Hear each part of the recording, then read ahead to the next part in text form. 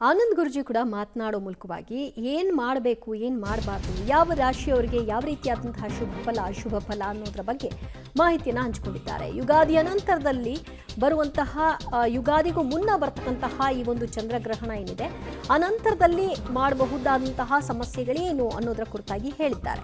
ಕೇತುಗ್ರಸ್ತ ಚಂದ್ರಗ್ರಹಣ ಭಯಾನಕವಾಗಿರಲಿದೆಯಾ? Public ಟಿವಿಯ ಜೊತೆಗೆ ಮಹರ್ಷಿ ಆನಂದ್ ಗುರುಜಿ ಗ್ರಹಣದ ವಿಷಯವಾಗಿ ಹೇಳಿದ್ದೇನು, ಯುಗಾದಿಗೂ ಮುನ್ನವೇ ಕೇತುಗ್ರಸ್ತ ಚಂದ್ರಗ್ರಹಣ ಸ್ಪರ್ಶವಾಗ್ತಾ ಇದೆ, ಚಂದ್ರಗ್ರಹಣದ ಅನುಷ್ಠಾನ ಹೇಗಿರಬೇಕು, ಆಚಾರ ವಿಚಾರಗಳು ಹೇಗಿರಬೇಕು, ಗ್ರಹಣ ಸಮಯದಲ್ಲಿ ಯಾವ ಚಟುವಟಿಕೆಯನ್ನ ಮಾಡಲೇಬಾರದು ಅಂತ ಶಾಸ್ತ್ರ ಹೇಳುತ್ತೆ. ಕೇತುಗ್ರಸ್ತ ಚಂದ್ರಗ್ರಹಣ ಭಯಾನಕವಾಗಿರಲಿದೆಯಾ? ಹಾಗಾದ್ರೆ ಪರಿಣಾಮಗಳನ್ನೇನು ಎದುರಿಸಬೇಕು, ಇದರ ಬಗ್ಗೆ ಆನಂದ್ ಗುರುಜಿ ಹೇಳಿದ್ದೇನೆ, ನೋಡೋಣ. ಆದರೆ ಭೂಮಂಡಲದಲ್ಲಿ ಸಾಕಷ್ಟು ಕೌತುಕಗಳು ನಡೀತಾ ಇರುತ್ತೆ. ಅದರಲ್ಲೂ ಗ್ರಹಣ ಎಂಬತಕ್ಕಂತಹದ್ದು, ಗ್ರಹಣ ಅಂದಾಗ ಪ್ರತಿಯೊಬ್ಬರ ಕಿವಿ ನೆಟ್ಟಗಾಗುತ್ತೆ. ಯಾಕೆಂದ್ರೆ ಇಲ್ಲಿವರೆಗೂ ನಡೆದು ಹೋದಂತಹ ಗ್ರಹಣಗಳು, ಮುಂದೆ ನಡೆಯುವಂತಹ ಗ್ರಹಣಗಳು, ಮುಂದೆ ನಡೆಯುವಂತಹ ಗ್ರಹಣ ಅನ್ನೋದಕ್ಕಿಂತ ಇಲ್ಲಿವರೆಗೂ ನಡೆದು ಹೋದಂತಹ ಗ್ರಹಣಗಳಿಂದ ಆದಂತಹ ಅನಾಹುತಗಳು ಮತ್ತು ಅದರಿಂದ ಆದಂತಹ ಒಂದಷ್ಟು ಪರಿಣಾಮಗಳು ಎಲ್ಲವನ್ನೂ ನಾವು ಗ್ರಹಿಸ್ತಾ ಇದ್ದೀವಿ, ನೋಡ್ತಾ ಇದ್ದೀವಿ. ಅದು ರಾಜ್ಯದ ಜನತೆ, ದೇಶದ ಜನತೆ ಕಾಣ್ತಾ ಇದ್ದೀವಿ. ಆದರೆ ಪ್ರತಿ ಗ್ರಹಣವೂ ಸಹಿತ ಒಂದೊಂದು ಕಾಲಗಳಲ್ಲಿ ಒಂದೊಂದು ಎದುರಾಗ್ತಾ ಬರುತ್ತೆ. ಆದರೆ ಈ ಬಾರಿ ಹೋಳಿ ಹುಣ್ಣಿಮೆ ಇದೆ. ಈ ಬಾರಿ ಇರ್ತಕ್ಕಂಥ ಹೋಳಿ ಹುಣ್ಣಿಮೆ ಅಂದರೆ ಕಾಮದಹನ, ಅಂದರೆ ಕಾಮನ ಹಬ್ಬ. ಕಾಮನ ಹುಣ್ಣಿಮೆ ಎಂಬತಕ್ಕಂತಹದ್ದಿರುವಾಗ ಕಾಮನ ಹುಣ್ಣಿಮೆಯಲ್ಲಿ ಸಂಭವಿಸುವಂತಹ ಈ ಚಂದ್ರಗ್ರಹಣ, ಈ ಬಾರಿ ಚಂದ್ರಗ್ರಹಣ ಇದೇ ಬರ್ತಕ್ಕಂತಹ 3ನೇ ತಾರೀಕಿದೆ. ಅಂದರೆ ಮಾರ್ಚ್ 3ನೇ ತಾರೀಕು 2026 ನಡೆಯತಕ್ಕಂತಹ ಚಂದ್ರಗ್ರಹಣ. ಅದರಲ್ಲೂ ಕೇತುಗ್ರಸ್ತ ಚಂದ್ರಗ್ರಹಣ. ಕೇತುಗ್ರಸ್ತ ಚಂದ್ರಗ್ರಹಣ ಅಂತಂದಾಗ, ಗ್ರಹಣ ಅಂತ ಬಂದಾಗ ಪ್ರತಿಯೊಬ್ಬರು ಸಹಿತ ಚಿಂತನೆ ಮಾಡ್ತಾರೆ. ಅದರಲ್ಲೂ ಗ್ರಹಣ ಪ್ರಕ್ರಿಯೆಗಳಿಂದ ಏನಾಗಬಹುದು, ಗ್ರಹಣದಿಂದ ಏನು ಅನಾಹುತ ಆಗುತ್ತೆ. ಅದರಲ್ಲೂ ಈ ಬಾರಿ 2026 ಈ ಪ್ರಥಮಗಳಲ್ಲಿರ್ತಕ್ಕಂಥ, ಅಂದರೆ ಈ ಒಂದು ಪ್ರಥಮದಾದಂಥ, ಅಂದರೆ ಮೊದಲನೇ ಗ್ರಹಣ ಅಂತಕ್ಕಂಥದ್ದು ಚಂದ್ರಗ್ರಹಣ ಪ್ರಥಮ. ಇಂತಹ ಚಂದ್ರಗ್ರಹಣ, ಕೇತುಗ್ರಸ್ತ ಚಂದ್ರಗ್ರಹಣ, ಇದು ರಾಜ್ಯದಲ್ಲಿ ಜನತೆ ಮೇಲಾಗಲಿ ಅಥವಾ ಈ ಪ್ರಕೃತಿ ಮೇಲಾಗಲಿ ಅಥವಾ ಏನಾದರೂ ಒಂದಿಷ್ಟು ಅಚಾತುರ್ಯಗಳಂತ ಆದರೆ ಅದು ಹೇಗಿರ್ಬೋದು, ಇದರ ಬಗ್ಗೆ ಎಲ್ಲರೂ ಸಹಿತ ಗಮನ ಹರಿಸಲೇಬೇಕು. ಗ್ರಹಣ ಅಂತ ಆದಾಗ ಗ್ರಹಣದಿಂದ ಉಂಟಾಗ್ತಕ್ಕಂಥ ದೋಷಗಳು ಇದು ಮನುಷ್ಯನಿಗೆ ಮಾತ್ರನಾ ಅಥವಾ ಈ ಪ್ರಕೃತಿಯಲ್ಲಿ ಎಲ್ಲರಿಗೂ ಇದೆಯಾ? ಮೊದಲು ಗ್ರಹಣ ಪ್ರಕ್ರಿಯೆ ಗೊತ್ತಾಗುವಂಥದ್ದೇ ಪಶು ಪಕ್ಷಿ ಪ್ರಾಣಿಗಳಿಗೆ ಗ್ರಹಣ ಪ್ರಕ್ರಿಯೆ ಬಹಳ ಚೆನ್ನಾಗಿ ಗೊತ್ತಾಗುತ್ತೆ. ಅದಾದ ನಂತರ ಪ್ರಕೃತಿಯಲ್ಲಾಗುವಂಥ ವಿಸ್ಮಯಗಳಿದೆಯಲ್ಲ, ಅದು ಇನ್ನೊಂದು ಹೆಜ್ಜೆ ಮುಂದಿಡುತ್ತೆ. ಅದಕ್ಕೆ ಹೇಳುವಂಥದ್ದು, ಗ್ರಹಣ ಕಾಲ ಅಂತ ಎದುರಾದಾಗ ಮನೆಯಲ್ಲೊಬ್ಬರು ಹಿರಿಯರಿದ್ದರೆ ಇವೆಲ್ಲವನ್ನು ತಿಳಿಸ್ತಾ ಹೋಗ್ತಾರೆ. ಆದರೆ ಹಿರಿಯರೆಲ್ಲಿದ್ದಾರೆ? ಆಶ್ರಮವಾಸಿಗಳಾಗ್ತಾ ಇದ್ದಾರೆ. ಏನೇ ಆದರೂ ದೊಡ್ಡೋರು ಚಿಕ್ಕೋರು ಎಂಬತಕ್ಕಂತಹ ಗೌರವವನ್ನು ಸಲ್ಲಿಸ್ತಾ ಗೌರವದ ಬಗ್ಗೆ ಚಿಂತನೆ ಮಾಡಿದ್ರೆ ಅದರ ಫಲಾಫಲಗಳು ಸಾಕಷ್ಟು ಅಂತಿದೆ. ಅಂತಹದ್ರಲ್ಲಿ ಇವತ್ತು ನೀವು ತಿಳ್ಕೊಳ್ಬೇಕಾಗಿರ್ತಕ್ಕಂಥ ಗ್ರಹಣ ಪ್ರಕ್ರಿಯೆ ಇದೇ ಬರ್ತಕ್ಕಂಥ ಮಾರ್ಚ್ 3ನೇ ತಾರೀಕು. ಅದರಲ್ಲೂ 2026 ಈ ಒಂದು ಹೊಸ ವರ್ಷದ, ಅಂದರೆ ಈ ವರ್ಷದ ಗ್ರಹಣ ಕಾಲ, ಯುಗಾದಿಗೂ ಮುನ್ನ ಬರುವಂಥ ಈ ಗ್ರಹಣದಿಂದ ಆಗುವಂಥ ಅನಾಹುತಗಳು ಸಾಕಷ್ಟಿದೆ. ಈ ಪ್ರಕೃತಿಯಲ್ಲಾಗುವಂತಹ ವಿಸ್ಮಯಗಳನ್ನು ಕಾಣಬೇಕಾಗಿದೆ. ಆದರೂ ನಭೋಮಂಡಲದಲ್ಲಿ ಇಂತಹ ಕೌತುಕಗಳು ಆಗಿಂದಾಗಲೇ ನಡೀತಾ ಹೋಗುತ್ತೆ. ಆದರೆ ಈ ಬಾರಿಯ ಚಂದ್ರಗ್ರಹಣ ಒಂದಿಷ್ಟು ಕ್ರೂರತೆಯನ್ನು ತರ್ತಾ ಇದೆ. ಆ ಕ್ರೂರತೆ ಎಂಬತಕ್ಕಂಥದ್ದು ಹೇಗಿದೆ, ಆ ಕ್ರೂರತೆ ಬಂದಾದ ಮೇಲೆ ನಾವು ಹೇಗೆ ಬಗೆಹರಿಸ್ಕೊಳ್ಬೇಕಾಗಿದೆ, ಇದಕ್ಕಾಗಿ ಏನಾದರೂ ಶಾಂತಿ ಹವನಗಳಿದೆಯಾ ಅಥವಾ ಇದಕ್ಕಾಗಿ ನಮ್ಮ ಪ್ರಾರ್ಥನೆಗಳಿದೆಯಾ? ಏನೇ ಆದರೂ ಲಕ್ಷ್ಮೀ ಬೋರಹಸ್ವಾಮಿಯ ವರಹಾದೇವರ ಈ ಸಾಲಿಗ್ರಾಮ ಕ್ಷೇತ್ರದಲ್ಲಿ ಕೂತು ಈ ನಿಮ್ಮ ಮಹರ್ಷಿ ಡಾಕ್ಟರ್ ಆನಂದ್ ಗುರುಜಿಯವರು, ಅದರಲ್ಲೂ ಪಬ್ಲಿಕ್ ಟಿವಿಯ ಸಮಸ್ತ ವೀಕ್ಷಕ ಬಂಧುಗಳು ಪಬ್ಲಿಕ್ ಟಿವಿಯನ್ನು ಬಹಳ ಹೃದಯಕ್ಕೆ ಅಪ್ಪಿಕೊಂಡು ನೋಡ್ತೀರಿ. ಕಾರಣ ಈ ಒಂದು ವಾಹಿನಿಯಲ್ಲಿ ಪ್ರಸಾರ ಆಗ್ತಕ್ಕಂಥ ಪ್ರತಿಯೊಂದು ವಿಚಾರಗಳು ಸಹಿತ ನಿಮ್ಮ ಮನಸ್ಸನ್ನು ಮುಟ್ಟುತ್ತೆ.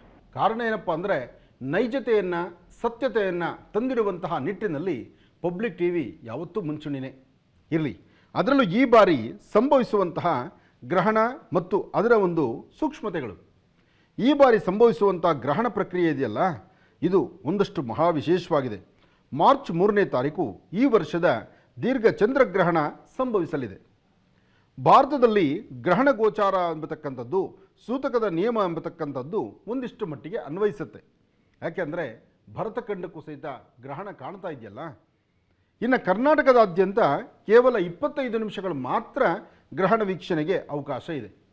ಕರ್ನಾಟಕದಲ್ಲಿ ಕೇವಲ 25 ನಿಮಿಷಗಳ ಮಾತ್ರ ಗ್ರಹಣ ವೀಕ್ಷಣೆಗೆ ಅವಕಾಶ ಇರತಕ್ಕಂತಹದ್ದು.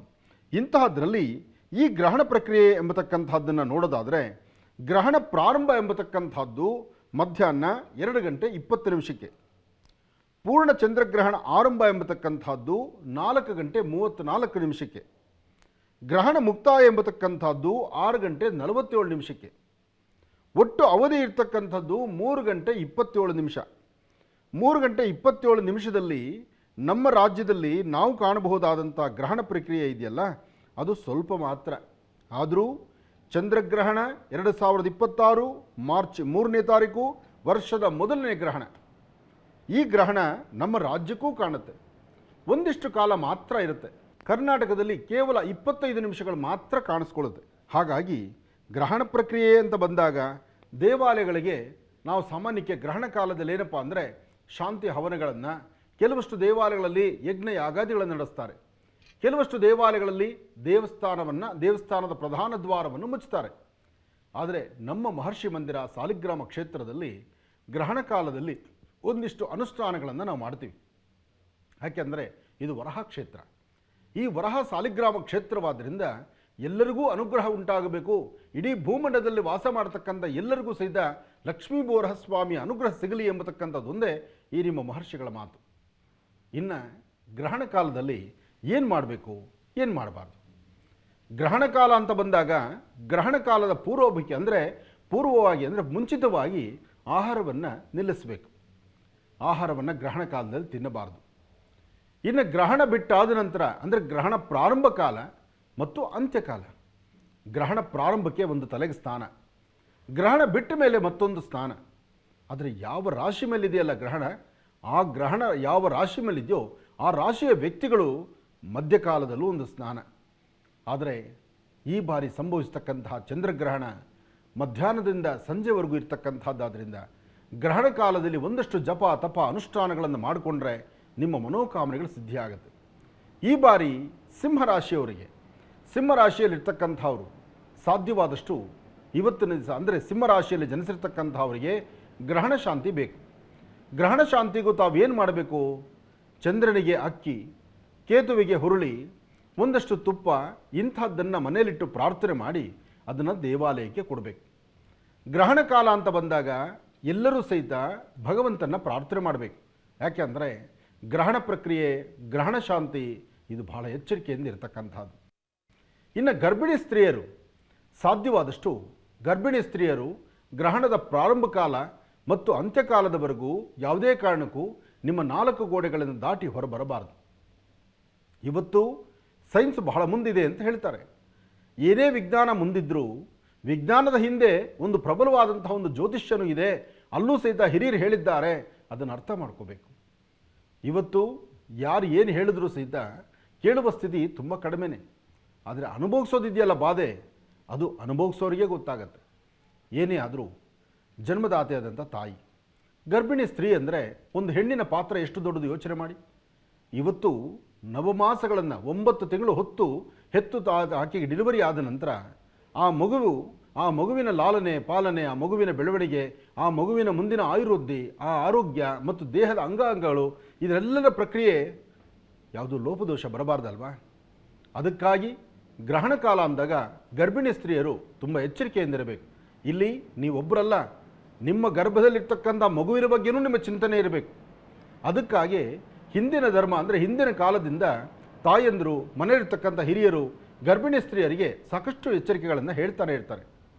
ಇನ್ನು ಗ್ರಹಣ ಕಾಲ, ಗ್ರಹಣ ಶಾಂತಿ ಅಂದಾಗ ಒಂದಷ್ಟು ದದಿ ಅಂದರೆ ಮೊಸರು ಮತ್ತು ಒಂದಷ್ಟು ಅನ್ನ ಮೊಸರನ್ನು ಮನೆಯ ಮಾಡಿ ಮೇಲೆ ಇಟ್ಟು ಗ್ರಹಣ ಬಿಟ್ಟಾದ ನಂತರ ಅದನ್ನು ತೆಗೆದು ದೂರ ಹಾಕುವಂಥ ಪ್ರಕ್ರಿಯೆ ಅಂದಿನಿಂದ ಇಂದಿನವರೆಗೂ ಇದೆ. ಗ್ರಹಣ ಪ್ರಾರಂಭದಲ್ಲೇ ಒಂದಷ್ಟು ದರ್ಭೆಯನ್ನು ಉಪಯೋಗಿಸುವಂಥ ಎಲ್ಲ ಪದಾರ್ಥಗಳಲ್ಲೂ ಸಹಿತ ದರ್ಭೆಯನ್ನು ಹಾಕಬೇಕು. ಅದಾದ ನಂತರನೇ ನೀವು ಶುದ್ಧಿ ಮಾಡಿ ವ್ಯವಸ್ಥಿತವಾಗಿ ಮನೆಯೆಲ್ಲ ಸಾರಿಸಿ ಗೂಡಿಸಿ ಶುದ್ಧಿ ಮಾಡಿದ ನಂತರ, ಸ್ನಾನ ಆದ ನಂತರ, ದೇವರ ಮುಂದೆ 2 ದೀಪ ಹಚ್ಚಿದ ನಂತರ ಆಹಾರ ಪ್ರಕ್ರಿಯೆಗಳಿಗೆ ಮುಂದಾಗಬೇಕು. ಇನ್ನು ಈ ಗ್ರಹಣದಿಂದ ಪ್ರಸ್ತುತ ಇರತಕ್ಕಂಥ ವಿದ್ಯಮಾನಗಳು ನೀವೆಲ್ಲರೂ ನೋಡ್ತಾ ಇದ್ದೀವಿ. ಸಮಾಜ ಹೇಗೆ ನಡೀತಿದೆ, ಪ್ರಸ್ತುತ ಘನ ಸರ್ಕಾರ ಹೇಗಿದೆ, ಹಾಗೆ ವಾಸ ಮಾಡತಕ್ಕಂಥ ಅವರ ಪರಿಸ್ಥಿತಿ ಹೇಗಿದೆ, ಎಲ್ಲಕ್ಕಿಂತ ಮುಖ್ಯವಾಗಿ ಪ್ರಸ್ತುತ ಪ್ರತಿಯೊಂದು ಕುಟುಂಬಗಳಲ್ಲಿ ಒಂದು ಕುಟುಂಬ ಅಂದಾಗ ಅಲ್ಲಿ ಹೇಗಿದೆ, ಅದರಲ್ಲೂ ಮಾತೃಕಾರಕ ಚಂದ್ರ. ಅಂತಹ ಚಂದ್ರನಿಗೆ ಕೇತುಗ್ರಸ್ತ ಚಂದ್ರಗ್ರಹಣ ಅಂದರೆ ಆರೋಗ್ಯದ ಮೇಲೆ ಉಂಟಾಗುತ್ತೆ ಸಮಸ್ಯೆ, ಹಾಗೆ ಕುಟುಂಬದಲ್ಲಿ ಉಂಟಾಗುತ್ತೆ ಕಲಹ, ಹಾಗೆ ಒಂದು ದಾಂಪತ್ಯದಲ್ಲಿ ಬರ್ತಕ್ಕಂಥದ್ದು ಒಂದಷ್ಟು ಬಿರುಕು, ಮನಸ್ಸು ನೆಮ್ಮದಿಲ್ದಿರ ಆಗುವಂತಹ ಪರಿಸ್ಥಿತಿ ಎದುರಾಗುವಂಥದ್ದು. ಹಾಗೆ ಬಹಳಷ್ಟು ಆತ್ಮೀಯರು ಅಂತ ನಾವು ತಿಳ್ಕೊಂಡ್ರೆ ಅವ್ರ ಮಧ್ಯದಲ್ಲೇ ಒಂದಷ್ಟು ವಿಷ ಪ್ರಯೋಗ. ಹಾಗೆ ಯಾರು ಉನ್ನತ ಸ್ಥಿತಿಯಲ್ಲಿದ್ದಾರಲ್ಲ ಅವ್ರನ್ನ ನಾವು ಕಳ್ಕೊಳ್ತೀವೇನೋ ಎಂಬಂಥ ರೀತಿ, ಅಥವಾ ಒಂದು ಸ್ಥಾನಮಾನವನ್ನು ಕಳ್ಕೊಳ್ಳುವಂಥ ಪರಿಸ್ಥಿತಿ. ಸ್ಥಾನಮಾನವನ್ನೊಬ್ಬರು ಕಳ್ಕೊಳ್ಳೋರಿದ್ದಾರೆ, ಒಬ್ಬರು ಪಡೆಯೋರಿದ್ದಾರೆ. ಕಳ್ಕೊಳ್ಳೋರ ಪರಿಸ್ಥಿತಿ ಹೇಗಿರುತ್ತೆ ಅದು ಚಿಂತನೆ ಮಾಡಿ. ಪಡೆಯೋರ ಪರಿಸ್ಥಿತಿ, ಆ ಪಡೆಯೋರ ಅಂದರೆ ಈ ಒಂದು ಸ್ಥಾನಮಾನವನ್ನು ಪಡೆಯುವಂತಹ ಅವರ ಪರಿಸ್ಥಿತಿಯಲ್ಲೂ ಸಹಿತ ಸಮಸ್ಯೆ ಎಂಬತಕ್ಕಂಥದ್ದು ಸಾಕಷ್ಟು ಎದುರಾಗುತ್ತೆ. ಕೊನೆಯ ಕ್ಷಣದವರೆಗೂ ಈ ಜೀವ ಹೋಗುವಾಗ ಬಂದು ಹೋಗುವಂಥ ನೋವುಗಳಿದೆಯಲ್ಲ, ಅಂತಹ ನೋವುಗಳನ್ನೇ ಅನುಭವಿಸ್ಬೇಕಾಗತ್ತೆ. ಆದರೂ ಎಚ್ಚರಿಕೆ ಬೇಕಾಗತ್ತೆ. ಇದಕ್ಕಾಗಿ ರುದ್ರನಿಗೆ ವಿಶೇಷವಾಗಿರ್ತಕ್ಕಂಥ ರುದ್ರಾಭಿಷೇಕವನ್ನು, ಹಾಗೆ ನಡೀತಕ್ಕಂಥ ಗ್ರಹಣ ಕಾಲದ ಒಂದಷ್ಟು ಅನುಷ್ಠಾನಗಳನ್ನು, ಅದರಲ್ಲೂ ಕೆಲವಷ್ಟು ರಾಶಿ ನಕ್ಷತ್ರಗಳಿಗೆ ಸಂಬಂಧಪಟ್ಟ ಹಾಗೆ ಒಂದಷ್ಟು ಜಪತಪಗಳನ್ನು ಮಾಡಿಕೊಳ್ಳೋದು ಈ ಬಾರಿ ಚಂದ್ರಗ್ರಹಣದ ವಿಶೇಷತೆಯಾಗಿದೆ.